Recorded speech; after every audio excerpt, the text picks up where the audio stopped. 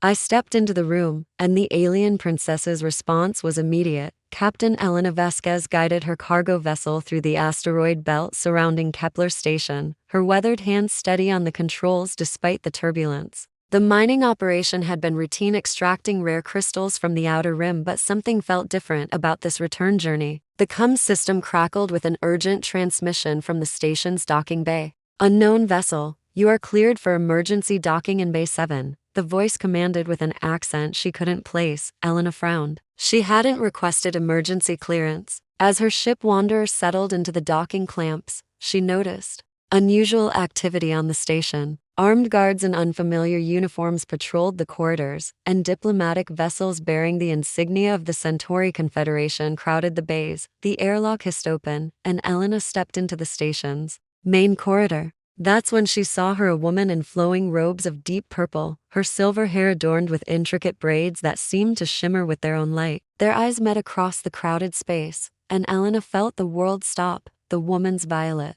eyes widened in recognition, though they had never met. She moved with fluid grace, her alien features both beautiful and otherworldly. Elena noticed the delicate scales that traced her temples and the way her elongated fingers seemed to dance as she gestured to her guards. "You," the woman whispered, her voice carrying the musical quality of her people. "You are the one from the prophecies." Elena's heart pounded. "I think you have me confused with someone else, Your Highness." The title slipped out naturally, though she wasn't sure how she knew this woman's rank, the alien princess, for that's what she clearly was. Step closer, her guards tensing. "I am Princess Lyra of the Centauri Confederation. And you, Elena Vasquez of Earth, are in grave danger." The use of her full name sent chills down Elena's spine. How could this stranger know her identity? Before she could respond, the station's lights flickered, and emergency alarms began to wail. Through the observation windows, Elena could see warships approaching, vessels she didn't recognize, their hulls black as space itself. The Shadow Fleet.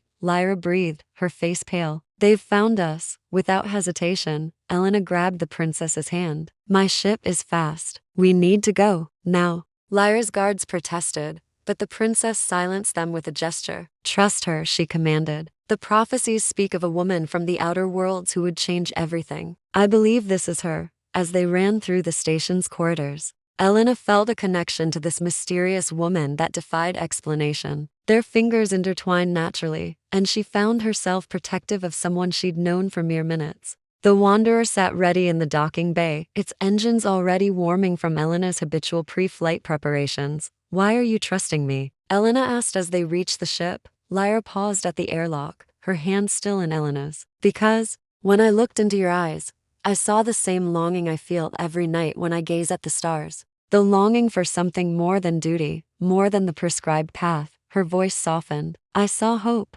Elena's breath caught. In this alien princess, she recognized a kindred spirit, someone else who had spent years feeling like she was waiting for her real life to begin. As the Shadow Fleet's ships drew closer, Elena realized that whatever was happening, whatever danger they faced, she would face it with this remarkable woman by her side. The Wanderer broke free from the docking clamps just as the first enemy ships reached the station. Elena pushed the engines to their limits, the ship groaning under the strain. Beside her, Lyra watched the stars stream past, her violet eyes reflecting the cosmic dance of light and shadow. "Where are we going?" Elena asked. Lyra smiled, and for the first time since they'd met, Elena saw genuine warmth in her expression. "To find the truth about who you really are. And perhaps, to find out if the prophecies speak of more than just galactic change." As they disappeared into hyperspace, Elena felt her heart racing with more than just adrenaline. Whatever lay ahead, she knew her life would never be the same. The Wanderer drifted in the shadow of a nebula, its colorful gases providing both cover and a breathtaking backdrop to their conversation.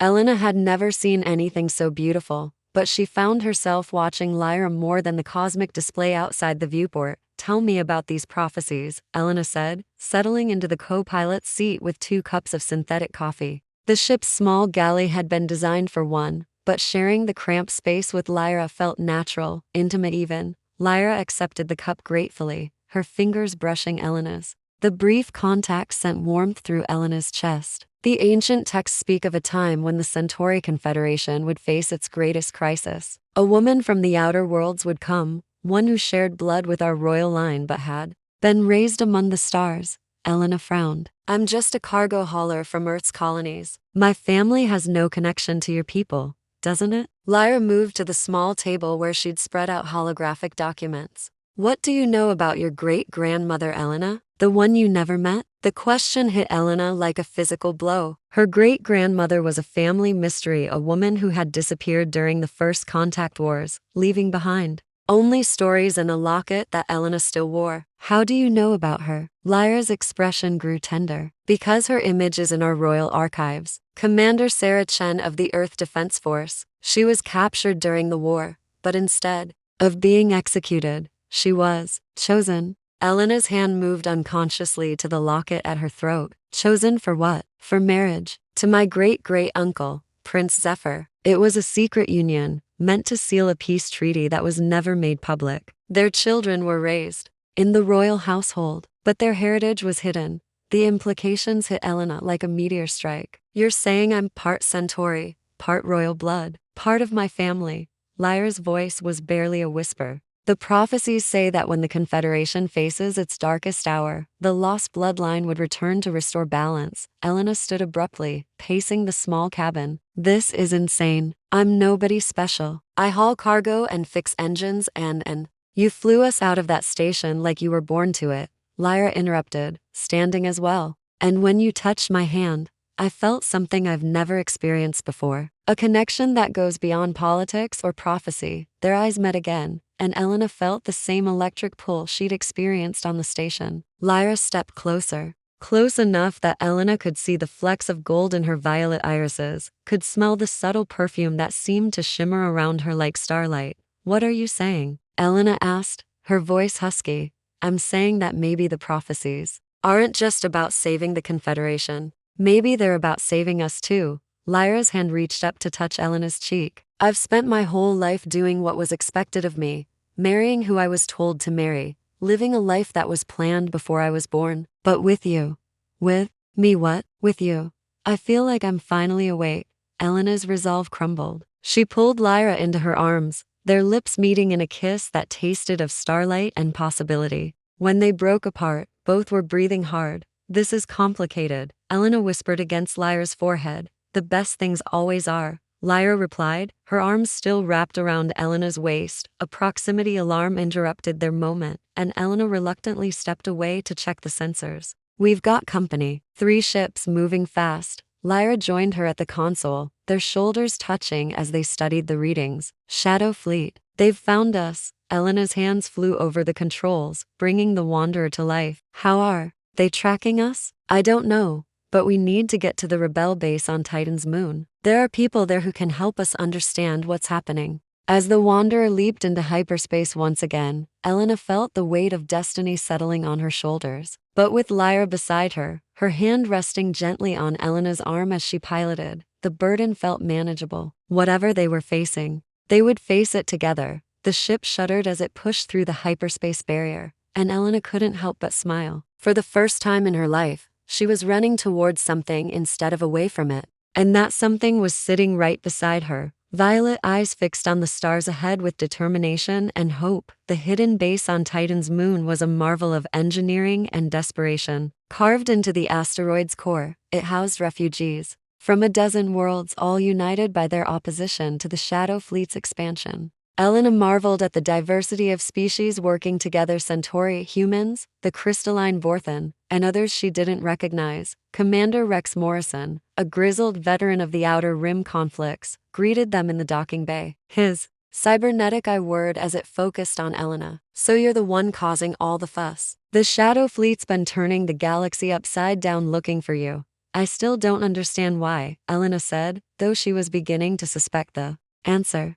Dr. Kira Thorne, the base's chief scientist and a former colleague of Elena's great-grandmother, joined them. Her silver hair was pulled back in a practical bun, and her eyes held the weight of terrible knowledge. Because you're not just part Centauri, Elena, you're the key to awakening something that's been dormant for centuries. They gathered in the base's main conference room, a circular chamber with a holographic display at its center. As Dr. Thorne activated the system, images of ancient artifacts appeared in the air between them, The Centauri Confederation was built on more than just political alliances, Dr. Thorne explained. It was founded on the power of the Harmony Crystal's artifacts that could link minds across space, creating true understanding between species. Lyra leaned forward, her hand finding Elena's under the table. The crystals were lost during the First Contact Wars. The Royal Archives say they were hidden to prevent them from falling into the wrong hands, hidden by your great-great-uncle. And Elena's great-grandmother, Commander Morrison added. They knew the crystals were too powerful for any one faction to control. Elena felt a chill run down her spine. What do the crystals do exactly? Dr. Thorne's expression grew grave. In the right hands, they can create permanent telepathic bonds between individuals, allowing perfect communication and understanding. But they can also be used to control minds, to force compliance. The Shadow Fleet wants them to create an empire of slaves. And they think I know where they are? Elena asked. Not think, Lyra said softly. No, the prophecies are clear. The lost bloodline will awaken when the crystals call to them. You're the only person alive who can find them. That night, Elena stood on the observation deck, watching the stars through the transparent aluminum windows. The weight of expectation pressed down on her like a physical force. She'd come so far from the simple cargo hauler she'd been just days ago. You're afraid? Lyra said, joining her at the window. She'd changed from her formal robes into simple pants and a flowing shirt that made her look younger, more vulnerable, terrified. Elena admitted, everyone's counting on me to save the galaxy, and I don't even know how to save myself most days. Lyra turned to face her, violet eyes soft in the starlight. You saved me. On the station, you didn't hesitate to risk your life. For a stranger. You weren't a stranger, Elena said, then paused, surprised by her own words. I mean, I felt like I knew you. The bond, Lyra whispered. It's real, isn't it? What we feel for each other. Elena's heart raced. Is it just the crystals? Some kind of mystical connection because of our bloodlines? Lyra stepped closer, her hand coming up to rest over Elena's heart. Do you feel magic when you kiss me? Or do you feel love? The question hung in the air between them like a challenge. Elena looked into Lyra's eyes and saw her own uncertainty reflected there. They were both afraid of being manipulated by forces beyond their control, afraid of trusting feelings that might not be real. I feel love, Elena whispered, the words coming from somewhere deeper than thought. Terrifying, overwhelming, completely impractical love. Lyra's smile was radiant. Then that's all we need to know. Their kiss was different this time, less desperate, more certain. Elena felt the rightness of it in her bones, a sense of coming home to something she'd been searching for her entire life. When they broke apart, both women were crying. Whatever happens, Lyra said, whatever we face it together. Elena nodded, pulling Lyra close. Together. As they held each other under the stars, Elena felt something stirring in her chest, a warmth that had nothing to do with physical attraction and everything to do with the crystal of hope that had been planted in her heart. For the first time since this adventure began, she felt ready to face whatever destiny had in store. The observation deck's door chimed, and Dr. Thorne entered, her expression urgent. Elena, we've detected something. The crystals, they're responding to your presence. We think we know where they are. Elena looked at Lyra, who squeezed her hand encouragingly. Where?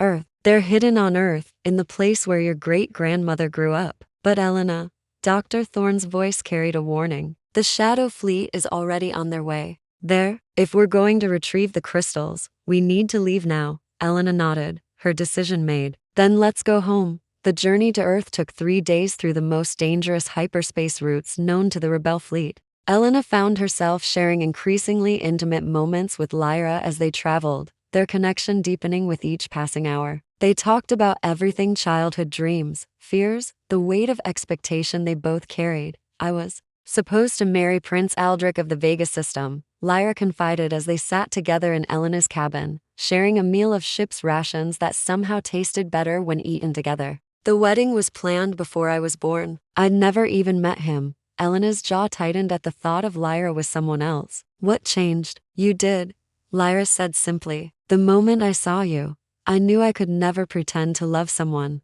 else.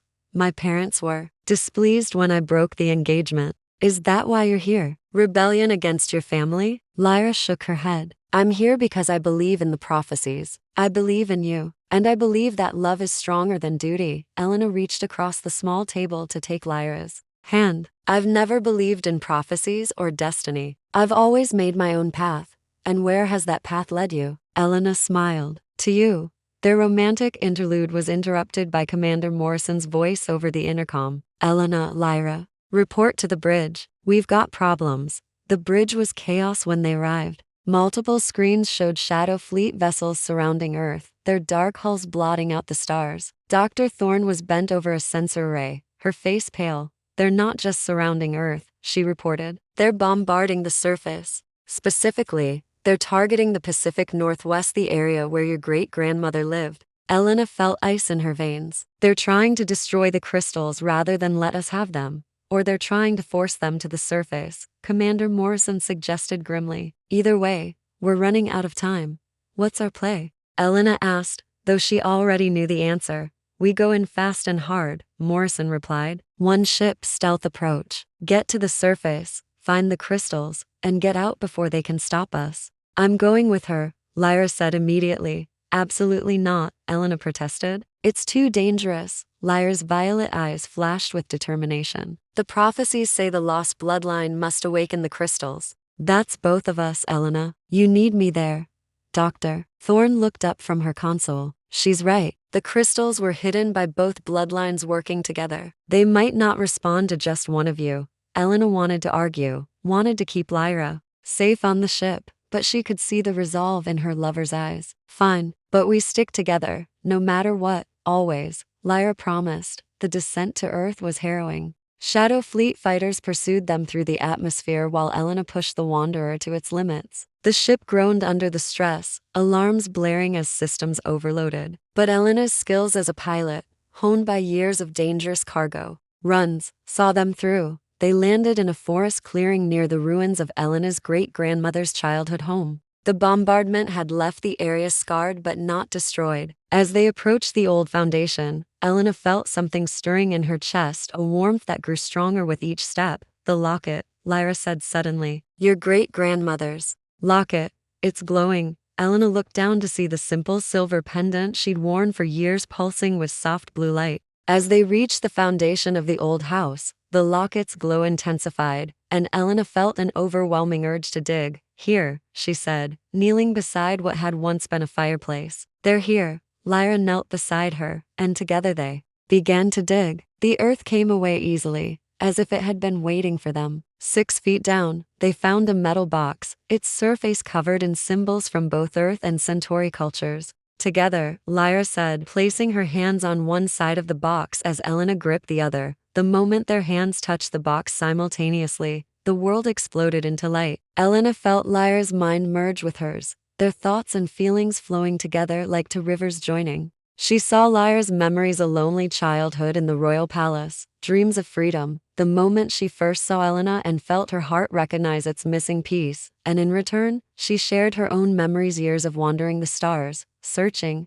for something she couldn't name, the gradual realization that she was meant for something more than cargo runs and solitude. The crystals inside the box pulsed with their combined energy, and Elena understood. The harmony crystals weren't just tools for communication, they were conduits for the deepest form of connection possible between conscious beings. They could create understanding, empathy, love on a scale that could heal the divisions between species. They're beautiful, Lyra whispered, her voice echoing in Elena's mind as well as her ears. They're us, Elena replied, finally understanding. The crystals don't create the connection, they amplify what's already there. The sound of approaching aircraft broke their moment of revelation. The Shadow Fleet had found them. Time to go, Elena said, closing the box and lifting it carefully. Ready to save the galaxy? Lyra smiled, her hand finding Elena's. With you? I'm ready for anything. As they ran back to the Wanderer, enemy fire erupting around them, Elena felt the weight of destiny settling on her shoulders. But with Lyra beside her, their minds linked by more than just crystals, she finally understood what the prophecies really meant. They weren't about saving the galaxy through power or force, they were about saving it through connection, understanding, and love. The final confrontation took place in the space above Earth, where the combined Rebel fleet faced the Shadow fleets. Overwhelming numbers. Elena and Lyra stood on the bridge of the flagship Liberation, the Harmony crystals secured in a specially designed chamber that amplified their power across the entire fleet. Admiral Thane, the Shadow Fleet's leader, appeared. On the main screen, his scarred face twisted with rage. Surrender the crystals, and we'll allow you to live as slaves. Refuse, and we'll destroy everything you hold dear. Elena stepped forward, Lyra's hand steady on her shoulder. We have a counter-offer. Stand down, and we'll show you what the crystals are really meant for. Thane's laugh was cold and mechanical. You think you can use those trinkets against us? Our ships are shielded, our minds protected. Your crystals are useless. They're not weapons, Lyra said, her voice carrying across the comm system. With crystal clarity. They're bridges. Elena closed her eyes and reached out with her mind, touching the crystal's power. Immediately, she felt Lyra's presence merge with hers, their combined consciousness expanding to encompass the entire rebel fleet. She sensed the minds of every person fighting for freedom, human, Centauri, Vorthan, and dozens of other species. Show them, Lyra's voice whispered in her mind. Show them what we're fighting for. Elena opened her consciousness further, letting the crystal's power flow through her to touch every mind in the battle, rebel and shadow fleet alike. Instead of trying to control or dominate, she simply shared. She shared the memory of her first kiss with Lyra, the overwhelming joy of finding love in the vastness of space. She shared Lyra's memories of childhood loneliness and the dream of a galaxy where all species could coexist in harmony. She shared the memories of every being in the rebel fleet, the Vorthan engineer who had fled his homeworld to protect his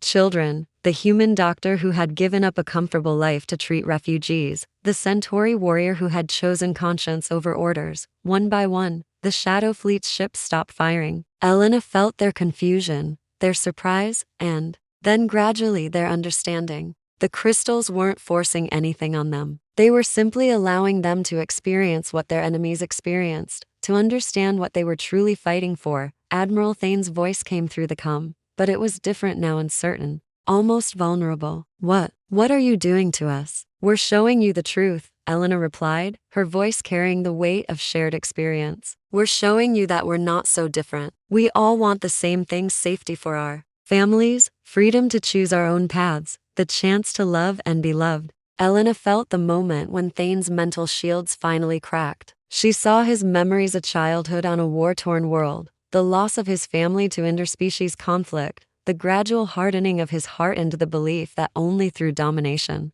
could peace be achieved. He's afraid, Lyra's voice whispered in her mind. He's been afraid for so long that he's forgotten how to be anything else. Elena reached out with her consciousness, gently touching Thane's mind. She didn't try to change him or control him. Instead, she shared her own memories of fear, the terror of being alone in the vastness of space, the horror of realizing that the entire galaxy was depending on her. And then she shared the moment that fear had been transformed into hope, the moment she had looked into Lyra's eyes and seen love reflected there. The silence stretched across the battle zone as every mind in both fleets processed what they had experienced. Elena felt the crystal's power flowing through her, connecting every consciousness in a web of understanding and empathy. I remember, Thane's voice was barely a whisper. I remember what it felt like to hope. One by one, the Shadow Fleet's ships powered down their weapons. Elena felt their crew's amazement as they rediscovered emotions they had suppressed for years. The crystals weren't controlling them, they were freeing them. This is what the prophecies meant, Elena said, her voice carrying to every ship in both fleets. Not conquest or domination, but connection, understanding, the chance to build something together instead of tearing each other apart. As the two fleets began to merge, former enemies working together to establish communication and begin the long process of healing, Elena and Lyra stood together on the observation deck of the Liberation. The crystal's glow had settled into a gentle pulse, their power no longer needed to maintain the connections that had formed. So what happens now? Elena asked, her arm around Lyra's waist as they watched the ships of 24 species working together in space. Now we go home, Lyra said, leaning into Elena's embrace. All of us, to all of our worlds, and we start building something better. Elena looked out at the stars, feeling the weight of the future settling on her shoulders. It wouldn't be easy, there would be resistance, setbacks, moments of doubt. But with Lyra beside her, and the crystal's power to help bridge the gaps between species, she felt ready for the challenge. Together? She asked. Always together, Lyra replied, turning in Elena's arms to face her. In whatever form that takes. Princess and cargo hauler, diplomat and explorer, lovers and partners in the greatest adventure of all. Their kiss was witnessed by the stars themselves, a promise sealed in the light of 24 worlds. As the combined fleet began its journey home, Elena felt something she had never experienced before, not just love, but the deep, abiding peace that came from knowing she had found her place in the universe. The galaxy was vast, full of wonders and challenges yet to be discovered. But with Lyra's hand in hers, and the crystal's power flowing through them both, Elena knew they would face whatever came together. The prophecies had been fulfilled, but their real story was just beginning.